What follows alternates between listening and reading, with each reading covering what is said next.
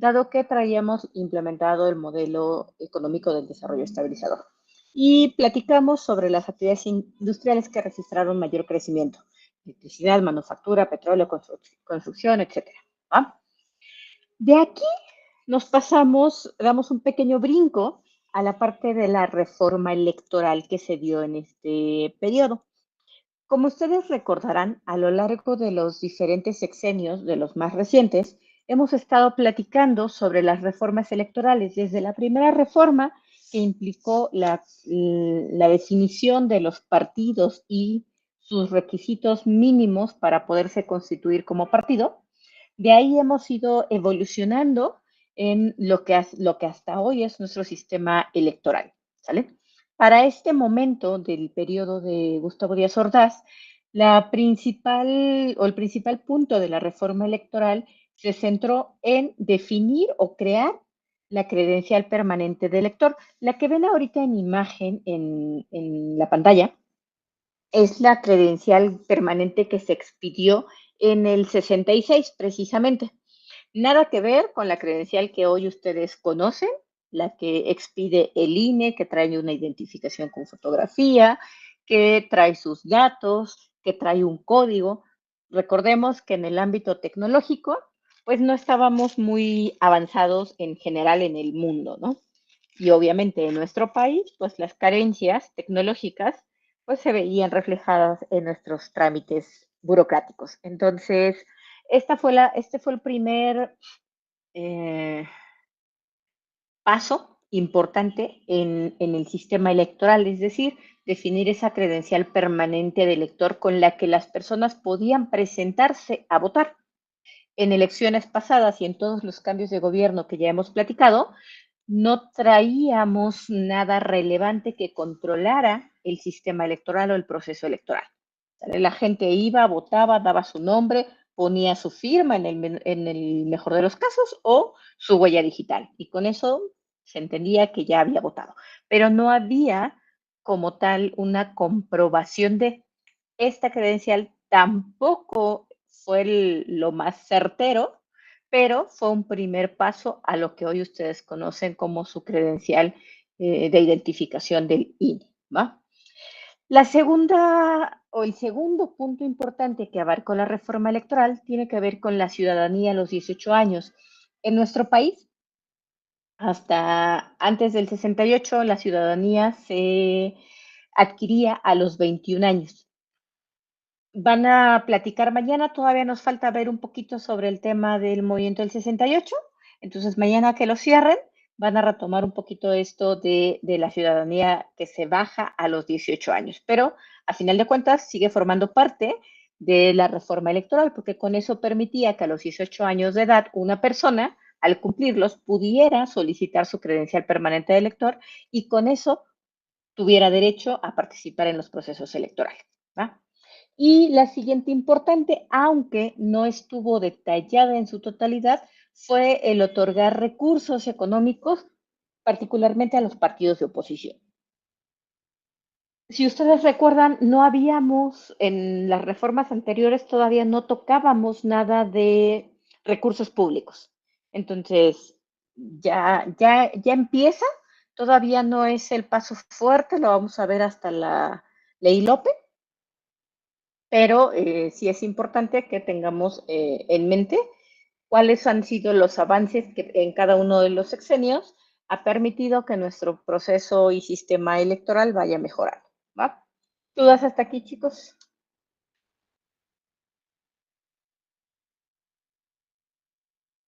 No, profesor. Va, perfectísimo. Ok, cambiando un poquito la perspectiva, ya platicamos sobre los aspectos políticos, los aspectos sociales, los aspectos económicos, y muy poco hemos platicado de los aspectos culturales. Sin embargo, para que podamos platicar de aspectos culturales, ustedes recordarán que a lo largo del tiempo les he insistido un poco en que tratemos de ubicarnos en la temporalidad de estudio que vamos a estar analizando. Para este momento, nuestra temporalidad es el periodo del desarrollo estabilizador, 1958-1970. Entonces, para ubicarnos dentro de este rubro y saber cómo era la sociedad de ese momento, que dista mucho de lo que hoy es la población, encontramos o se encontraron nuevos géneros de música, como fue el rock and roll, en ideas sobre un estilo de vida diferente y que de alguna manera anhelaba un sistema político distinto al que habíamos estado implementando en nuestro país, como el presidencialismo. Ustedes ubican algunos de los exponentes de rock en México que fueron emblemáticos durante esta época. ¿Alguien que recuerde alguno? ¿Que se le venga a la mente alguno? ¿O de plano no tienen idea de quiénes eran esos representantes del rock and roll? Adelante, Bruno. Yo la verdad es que no conozco mucho de así música mexicana, pero apenas en la Cineteca fui a ver una película que era Tutti Frutti, el templo del background, que hablaba de todo esto del PRI y de los movimientos de rock and roll, como de Café Tacuba y todo esto, pero ya es un poco más adelante. Entonces, no Sí. sé si tiene que ver con relación a todo eso. Eh, a este tiempo no, porque ya se da en la cultura underground, que se da particularmente como resultado de este periodo de los 58-70. Entonces se viene a dar un poquito más entre el 70-75. Pero, gracias, Bruno. Ustedes, digo, yo creo que han escuchado un poco de publicidad de eventos que ha habido entre el año pasado y este año, que han retomado la música de los 90, del 2000. Ustedes no la conocieron, me queda claro, pero fue como el voltear hacia un poquito la memoria hacia esas décadas. Pero también hace algunos años se trajo nuevamente la época de la música del rock and roll. Y todavía imagino que deben ubicar algunos personajes como Enrique Guzmán, César Costa, Angélica María, Alberto Vázquez, que eran como los principales exponentes solistas. Digo, hoy ustedes ya los ven y obviamente son de una generación, bueno, de varias generaciones atrás, entonces no son esos jóvenes que en los 60 sí, sí movieron masas, ¿sale? Y lo interesante es que tanto ellos como grupos musicales, como en su momento fueron los Teen Tops, los Locos del Ritmo, los Rebeldes del Rock, lo que hacían particularmente era adaptar esas canciones que en el extranjero eran exitosas, traerlas pues, al idioma español y con muchísimo ritmo. Entonces fue el boom completamente en nuestro país. Todavía, si no me equivoco, este año, por ahí de mayo, cuando se celebra el Día de las Madres, hay un evento en el auditorio que han hecho cada año en los últimos como 15 años, y que agrupan precisamente a todos estos personajes del rock and roll de esta época, ¿sale? Entonces, muchos de ellos ya viven, algunos ya no. No eran, en su momento eran bastante jóvenes, pero bueno, ya hablamos de varias décadas atrás, ¿no? Entonces, esto de alguna manera se plasmó en la sociedad y en la juventud como idealismo, idealismo de conseguir nuevas cosas, de tener un estilo de vida, de sistema político distinto, de ver la vida de una manera como más relajada, pero decían por ahí en estas generaciones, pero con ritmo. Van a ubicar muchísimo el concepto de los hippies, que durante este momento o durante esta década, pues también aparecieron y tenían o formaban parte de estos grupos sociales importantes en nuestra población. Entonces, toda nuestra población y particularmente la población joven, como la de los movimientos sociales, perdón, estuvo influenciada por expresiones internacionales, como cuáles traemos de contexto y de entorno internacional la guerra de Vietnam y la lucha por los derechos civiles en Estados Unidos. Entonces, era una manera de, la música era esa herramienta a través de la cual protestaban las sociedades o los grupos sociales. Eh, Eso nos lleva a que había un poco más de libertad juvenil, algo que no veíamos o que no vimos, como por ejemplo en los 20. Ustedes recordarán que cuando hicimos un poquito este ejercicio de la temporalidad para ubicarnos en la década de 1920 del siglo pasado, porque hoy ya estamos en la década de los 20 otra vez, platicábamos sobre el sistema de transporte jalado por animales, cómo evolucionábamos a los automóviles, los autobuses, cómo vestían las mujeres, cómo vestían los hombres post-revolucionarios y cómo comenzó a hacer ese cambio a, ejemplo, vestidos largos, ¿no? Pero para esta época, como todo era más libre, la moda en cuestión de vestimenta tuvo un cambio radical y empezaron a llegar a nuestro país las minifaldas y los vestidos cortos. Eran ¿qué? El símbolo de una nueva era, el símbolo de libertad, el símbolo de poder cambiar el mundo si los grupos sociales estaban organizados. Fue una manera bastante interesante de pensamiento. Sin embargo, los resultados seguramente no fueron los esperados, particularmente para los grupos sociales que participaron en los principales movimientos jóvenes o juveniles de la época de Adolfo López Mateos y de Gustavo Díaz Ordaz, ¿vale?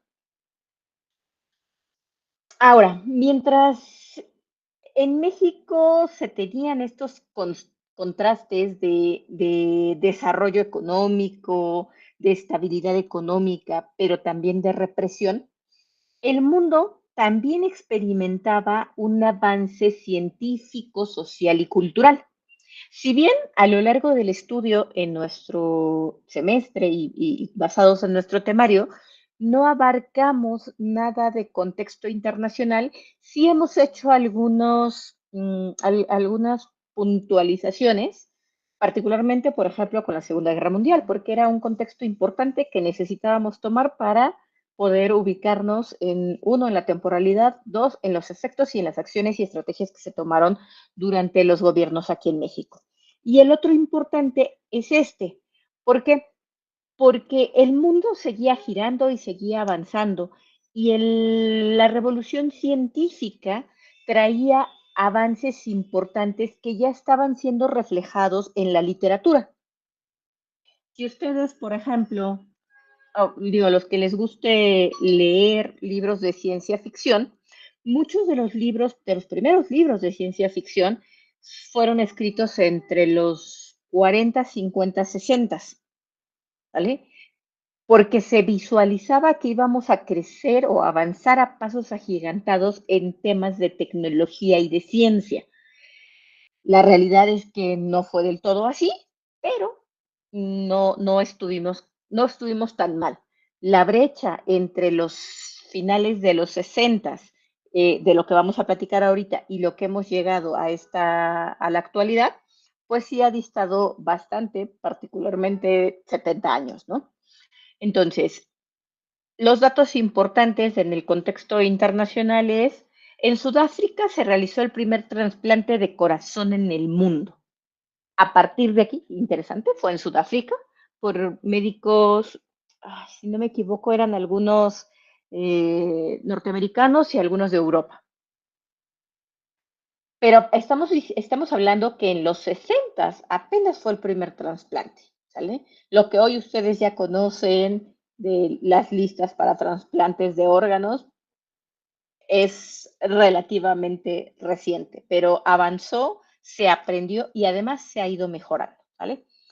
En julio del 69, uno de los avances importantísimos en ciencia y tecnología fue la llegada del hombre a la Luna. Este fue un hito importante, no solo en Estados Unidos, porque fue un estadounidense el que llegó a la Luna, sino en el mundo entero, porque uno de los anhelos siempre había sido conocer la Luna y pues llegaron, ¿no?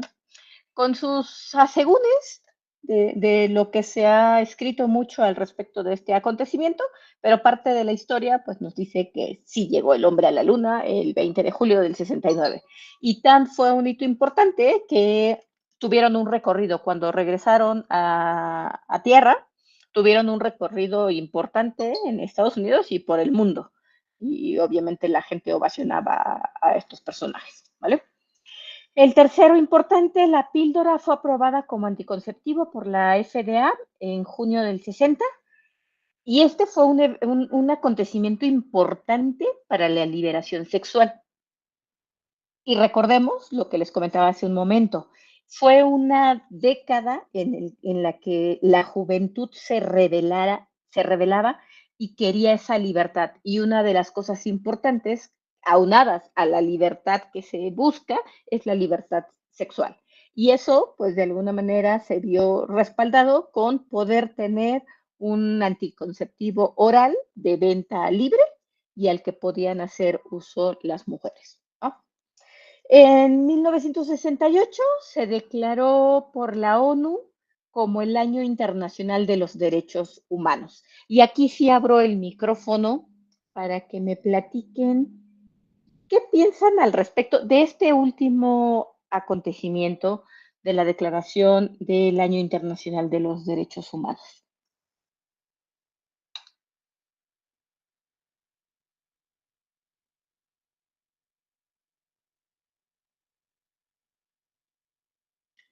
¿Nadie? Vamos a ir entonces al azar. Un segundo.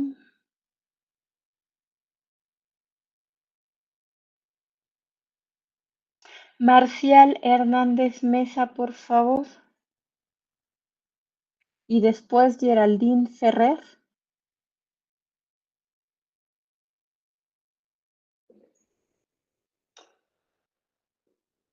¿No está ninguno de los dos?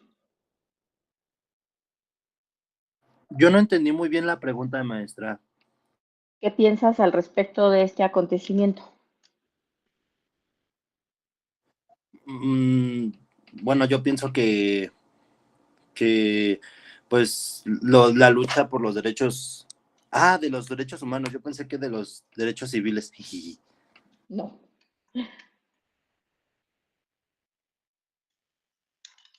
Eres Víctor, ¿verdad? Sí. Va. Bueno, repiensa tu comentario en lo que, nada más dame un segundo. Marcial Alejandro. Geraldine.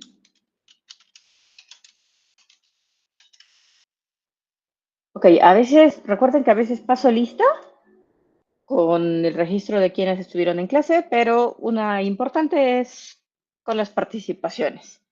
Jorge Juárez Moya, por favor. Aquí estoy, maestra. A ver, cuéntame.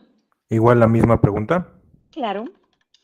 Sí, bueno, por ejemplo, sobre los derechos humanos, a mí me parece meramente pues, algo que consolida al ser humano como un ser pensante y empático a lo largo de la historia. Por ejemplo, también esos acontecimientos históricos de que Sudáfrica se realizara el trasplante, de que llegó a la luna, de que se dio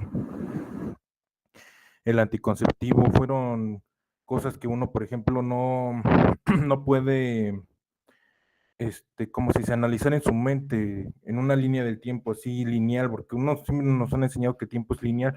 Por ejemplo, yo sé que, por ejemplo, el Imperio Otomano o el Imperio Húngaro estuvieron cercas por estas fechas, incluso mientras el hombre ya casi estaba llegando a la luna, todavía existían acontecimientos históricos que hoy los recordaríamos como muy antiguos, cuando realmente no lo fueron, incluso la caída del muro de Berlín, y que todo esto haya sido pues algo que dio un escalón más hacia la sociedad que es actualmente hoy, ¿no? Donde ya está todo más formalizado y más estudiado y más analizado para una mejor comprensión de los derechos.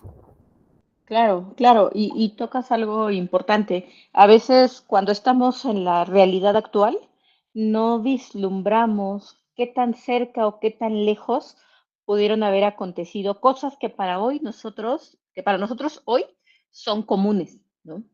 Entonces, a veces visualizarlas en esa temporalidad nos da, yo creo que un panorama interesante de cómo pensaba, cómo actuaba y cómo procesaba las cosas la sociedad de ese momento.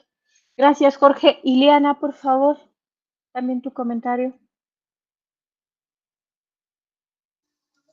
Hola, profesora. Sí, la misma pregunta, ¿verdad? Sí.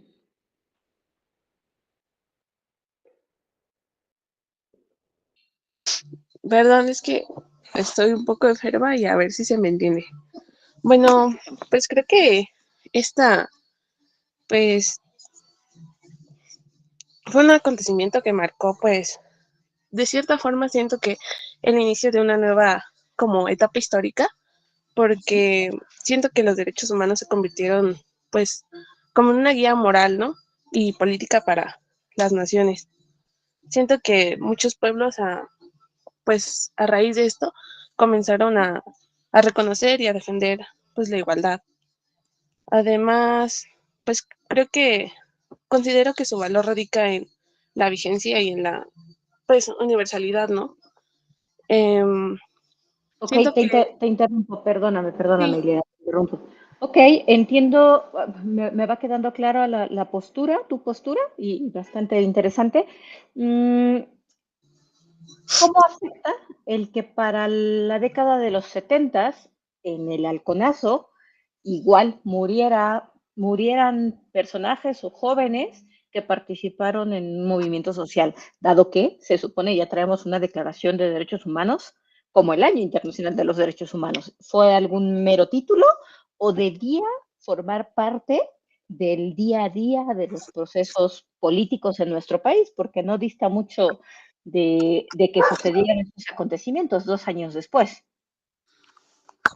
sí, pues es que, no sé, siento que también estos sucesos sí tenían que pasar para que la gente, o bueno, las personas, pues se dieran cuenta de la realidad en la que estábamos viviendo, ¿no?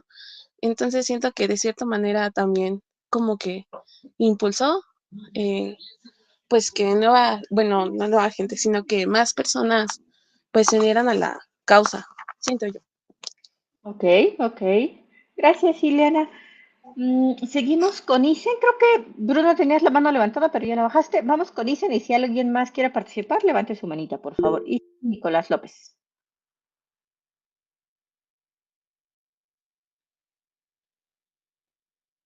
Isen a la 1, a las 2 y tampoco está. Ok, vamos con quién tiene la primera manita. Daniela y luego Bruno, por favor. Dicen que no funciona su micrófono, pero bueno, este, yo creo o sea, 1968 ya había pasado tiempo de la Segunda Guerra Mundial y veo bien, o que ya se estuviesen tratando temas de derechos humanos, pero al igual que en la actualidad, que ese suceso ocurriera no quería decir que todo iba a cambiar o que todo iba a estar bien. De hecho, en México hubo un movimiento, así como en muchos otros países, pero creo que como humanidad fue un gran avance, mínimo que ya muchos países, o sea, ya que la ONU lo haya tratado, quiere decir que era un conjunto de países, no conjunto, una reunión de países que ya estaban tratando o debatiendo este tema. Ok, perfecto, Dani, muchas gracias. De nada. Adelante, Bruno, y terminamos con Diego, por favor. Sí, yo quería preguntar por qué 1968, o sea, ¿por qué se declara en este año? Porque, o sea, como bien menciona la compañera, en México tuvimos, según yo, por este año la masacre de Tlatelolco, en Francia también hubo un movimiento estudiantil, si mal no me equivoco, por este año o en otro, no me acuerdo si es un poco más adelante o en estos años, pero según yo sí es también por el 68. Y también pasa lo de Kennedy, según yo. Entonces, como que se me hace un año raro para que sea declarado como el Día Internacional de los Derechos Humanos. Entonces, como que quisiera saber por qué fue declarado el 68. El por qué no hay una justificación fue el momento en el que la ONU lo quiso declarar, pero más bien mi pregunta inicial para sus participaciones era particularmente sobre este acontecimiento por ese contraste de que se declara, y por eso a algunas personas les pregunté, la relevancia de que se declarara el Año Internacional de los Derechos Humanos, uno, en el 68, cuando acabábamos de tener una masacre de estudiantes. Dos, que 2 años después tuviéramos otra masacre por lo del halconazo en nuestro país. Y si le seguimos, traemos un montón de acontecimientos en los que se han violentado los derechos humanos. Entonces, la pregunta estaba enfocada a ustedes qué piensan al respecto.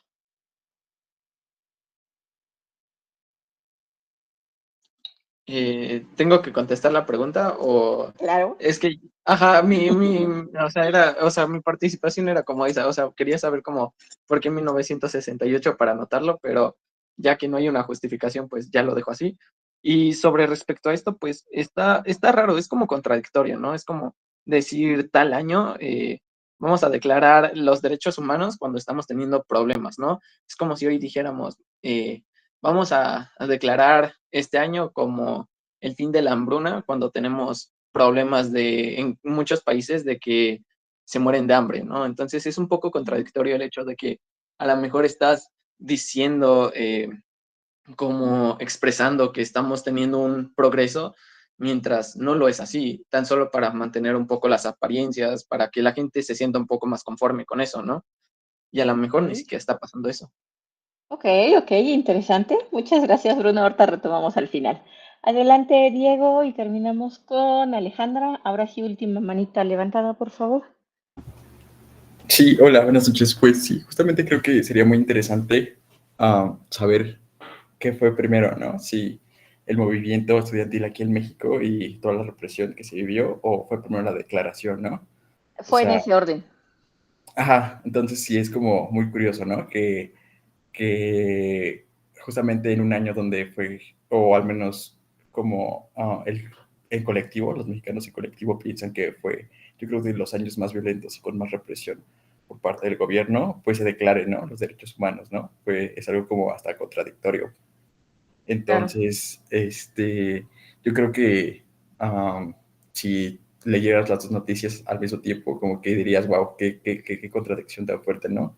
Que se declare y ese mismo año sea uno de los más violentos. Y pues para una población como súper vulnerable, ¿no? Claro. Sí, creo que eso sería como la primera impresión.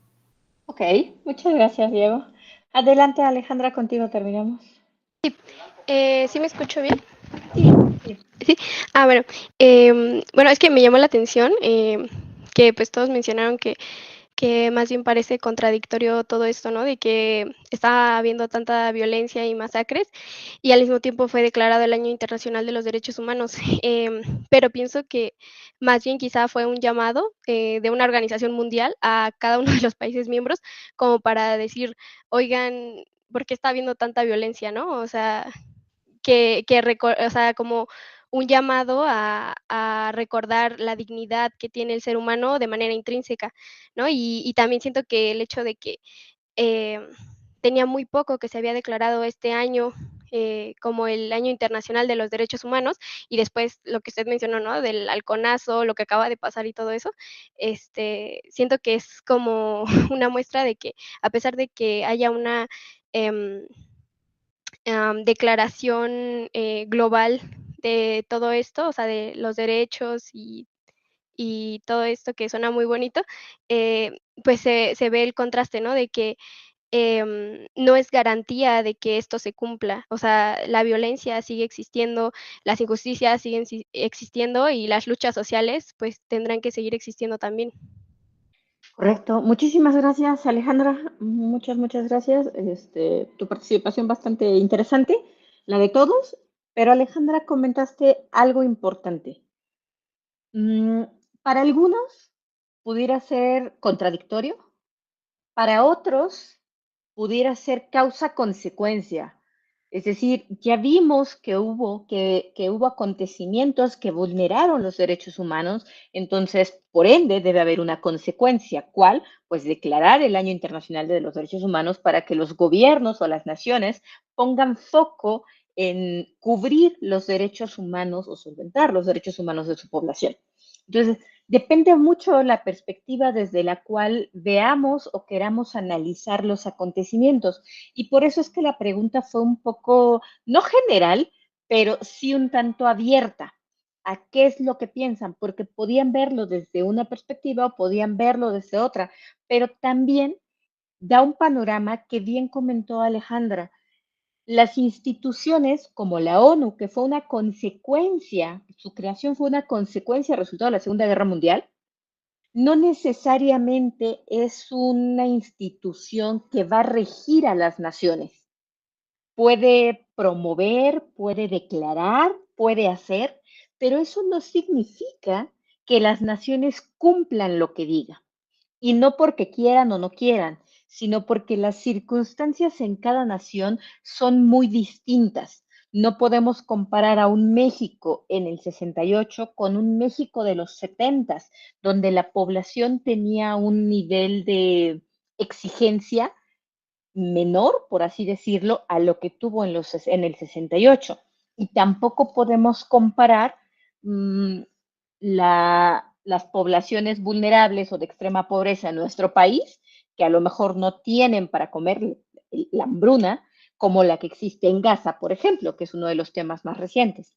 ¿Sale? Entonces, no podemos comparar. Sin embargo, la ONU como una institución internacional puede desde su asiento declarar ciertos acontecimientos por la relevancia que tienen. Y por ahí se dice en la historia, no solo nacional, sino mundial, que el 1968 marcó un antes y un después en la historia. Depende desde qué país lo analicemos. Si lo vemos desde México, por supuesto que marcó un antes y un después. ¿Vale? Entonces, es solo para cerrar, no hay una justificación, digamos, es que se reunieron por lo que sucedió en México. Pues no, porque la realidad es que el gobierno, en ese momento de Gustavo Díaz Ordaz, trató de que las noticias de la masacre del 68 no rompiera los territorios nacionales y que hacia el exterior se siguiera viendo a México como ese país atractivo para invertir, ese país que estaba con crecimiento, que su economía era estable, que tenía una paridad bastante estable de peso contra el dólar. Entonces, probablemente no fue la masacre de Tlatelolco lo que detonó este análisis de la ONU, sino el conjunto de lo que venía sucediendo a lo largo de los años. ¿Va? Ahora bien, en otros temas de cultura, Gabriel García Márquez publicó su obra cumbre de 100 años de soledad en el 67. Esto es importante y espero que en temas de cultura general ustedes ya lo hayan leído y si no lo han leído, dense un tiempo en algún momento para hacerlo. Es uno de los libros importantes que de cajón tendríamos que estar leyendo. ¿Va? ¿Qué otra cosa sucedió ya no solo en el entorno internacional, sino ya un poco más aterrizado a nuestro territorio? El auge de la clase media. Por ahí me preguntaban en la clase pasada lo de las clases sociales. No estaba totalmente estipulado por instituciones gubernamentales, pero sí se ubicaban a las clases en nuestro país. Y la clase media comenzó a tener su crecimiento importante. Hubo un incremento de residencias en las colonias como la del Valle. Ya habíamos pasado aquellas importantes de élite, como habían sido la del Pedregal. Ahora estábamos en el incremento de población en zonas como la del Valle. En el 62 se inauguró el primer Liverpool, que es la tienda Liverpool, que todavía existe, en Insurgentes, cerca de Félix Cuevas. Y de alguna manera representó ese símbolo de poder adquisitivo de la población a su alrededor. ¿Y qué población está a su alrededor? Particularmente la colonia del Valle Norte-Sur, que podían y tenían la capacidad de ir a comprar a una tienda como esta. ¿Va? Y en términos culturales, la capital comenzó con una vida social y entretenimiento bastante, ¿cómo decirlo?, bastante movido, dado lo que traíamos del entorno de música y artistas y demás, y algunos de los centros nocturnos clave que comenzaron a crecer fueron los de la zona rosa, los de la ciudad deportiva, porque fue donde se habían hecho las Olimpiadas, insurgentes y la zona centro de nuestro país. Zonas que probablemente, pues algunas todavía son un tanto conocidas, pero no es que sean recientes como estos centros nocturnos de entretenimiento, sino que viene particularmente de este momento del desarrollo estabilizador, que se tenía ese poder adquisitivo por esa clase media que estaba creciendo a pasos agigantados en nuestra ciudad. ¿Vale? Ahora bien, tenemos varios puntos que analizar durante el sexenio de Gustavo Díaz Ordaz, que son relevantes, pero todavía no concluimos. Nos falta cerrar dos temas importantes. Uno, las conclusiones como efecto, como resultado del movimiento del 68, que fue lo que platicaron el día jueves. Y dos, otro tratado importante, que fue la firma de los tratados de Tlatelolco. Son 7:40, no creo que nos dé tiempo de poderlo cerrar para que podamos concluir ya este periodo de gobierno. Y ustedes recordarán que les había platicado que este periodo del 58 al 70 lo íbamos a estar estudiando desde dos perspectivas. La primera, analizando los acontecimientos políticos, económicos, sociales y culturales por sexenio, que es lo que ya ya casi completamos, cerraríamos mañana, Adolfo López Mateos y Gustavo Díaz Ordaz. Y por otro, el análisis del periodo completo, que eso nos lleva al periodo del desarrollo estabilizador. Y para poder analizar el desarrollo estabilizador, necesitamos dos cosas importantes. Uno, saber y tener claro, y déjenme, voy a pasar a la presentación nada más para poder cerrarlo. Cuando nosotros comenzamos la consolidación del Estado mexicano, a partir de 1940, yo les decía, a partir de aquí se conoce este periodo y hasta llegar a los 70 como el milagro mexicano. Y lo ubicamos como ese periodo de crecimiento en diferentes áreas, cine, comunicación, economía, industrialización, etc. Sin embargo, yo les comenté que la última parte del milagro mexicano fue ese modelo o fue esa época en la que se implementó el modelo económico del desarrollo estabilizador, lo que permitió, uno, que se mantuviera el milagro mexicano, porque el crecimiento en el país se mantenía estable, porque había una baja inflación, porque había estabilidad en el tipo de cambio, ¿vale? Eso significaba que el desarrollo estabilizador fue esa etapa final de cierre del milagro mexicano y que adicional a eso fue el que catapultó, digamos, todo el modelo del desarrollo estabilizador. O sea, todo lo que se venía haciendo, que en su momento ya platicamos cómo comenzó Adolfo López Mateos, cómo empezó a avanzar en la implementación del modelo y cómo obtuvo resultados, con Díaz Ordaz llegó a su máximo, ¿vale? Entonces fue esa etapa final de mayor estabilidad dentro del milagro mexicano y que obviamente trajo consigo los mejores resultados en el modelo económico. Para esto tuvimos que vivir diferentes, ¿cómo decirlo?, etapas, ya no divididas netamente por sexenios, sino por ahí se habla de las etapas en las que se dividió el propio desarrollo estabilizador. Nada más para poder participar en la siguiente clase, les encargo que revisen, lean un poquito sobre las etapas del desarrollo estabilizador como para tener contexto, porque vamos a platicar de ello. Y con eso yo creo que estaríamos cerrando ahora sí este periodo de estudio para poder avanzar hacia 1970-76 con el desarrollo compartido. ¿Sale? ¿Dudas hasta aquí, chicos?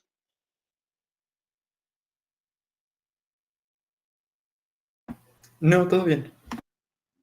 Va, súper. Entonces, si no hay dudas, van a tener una tarea.